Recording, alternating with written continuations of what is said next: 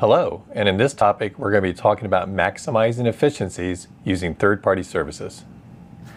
Third-party services, so something external to the actual application that we're talking about. Is that what you mean? Yeah.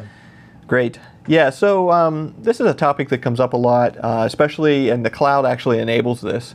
So again, this concept's been out there for years. Third-party vendors have been out there for providing SaaS solutions and those kind of things for us for many years. But now it's become much easier to kind of integrate these when we're using the cloud. So the important thing to think about here as we go through this is think about how this might work in your scenario with your customer or your problem that you're trying to solve. And the thing is, don't try to reinvent the wheel. If we have a solution that kind of fills the need for you, or even 90% fills the need, it might be worth taking a look at it to see if you can save some time, get the thing spun up. A lot of times when we're building applications in the cloud, especially greenfield applications, you know, we're just trying something out, something new, or maybe there's some unknown areas there. And so the ability to do these things fast and be agile with them is definitely a bonus. So that's a key thing. Yeah, something came to my mind. I was thinking about recently too, that with my last customer I was working with, they actually were using their own time and attendance application, and then they found that there was a SaaS app out there, and it made it much easier, and they were able to distribute that and do a load balancing with that. It works really well. Awesome, yeah. When you can save time doing those things and get the thing spun up and make sure that it's actually a success, you know. If we spend 6 months building something and then we turned out that people didn't use it, then we wasted a lot of time. Yep. But if we cut over to my screen here, I'm actually in the Azure portal here. So if you log into the portal, I'm just in portal.azure.com. I wanted to show you like where you could actually find these things. So if we come in and we're going to provision some new instance of something in here, we have this whole catalog of things that we can build if we're a developer. But what if we said, okay, well, I don't want to build some stuff. Let me explore what's out here. We can click on this marketplace option, and in here we have a whole ton of things that are already pre-built for us in Azure. Key thing to remember is we have the marketplace, and that's where like all these third-party vendors and partners, all their solutions are going to be poured into. So great place for you to come in and look at things. Now, one of the key solutions I'm going to go over here, a scenario that I ran into, was email. So typically with an application that we have in the cloud, and actually I'll cut over to an architecture diagram here, just a blank slate, and let's draw this out here. So we have an application that we want to run. Let's say it's a web application, right? So we have our web app running here. That web app probably has a database with it, right, to keep track of our users and those kind of things. So these guys are kind of joined, but then we come along and say, well, we need to send email. So we do something in the application, maybe even onboarding. In this case, it actually was onboarding. The customer I was working with, they wanted to send an email once someone onboarded into the application. So the use case was, can we have this thing send an email, and this whole thing's running in the cloud, right? So let's say this is an Azure website. So it's an Azure website, and we're going to send this email in the cloud. And I see Mark chuckling. It's probably because I put AWS there. And that's Azure website is what we're talking about. So we have a web server. We're going to send email. Now, typically what we would have to do in the past is we would have to create a VM, and then we would have to run SMTP on it.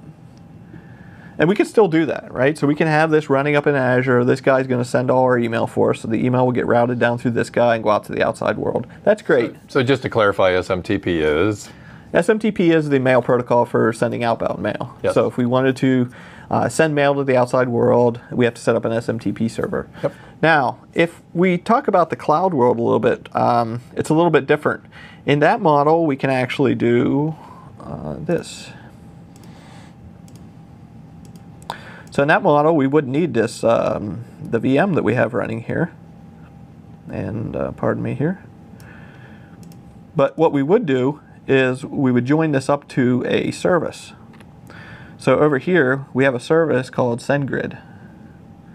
I'll just call it SG for now, but it's SendGrid. So this guy will handle all the internals of how to send mail. So in our model, we'd no longer need to send our mail over here. We no longer need to send this email.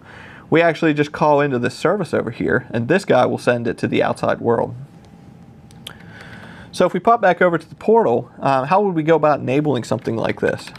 Well, if you come in here and just search for, we could try searching for email, And you see right at the top, we get this thing called SendGrid email delivery. We also have other ones in here. So we have Embark.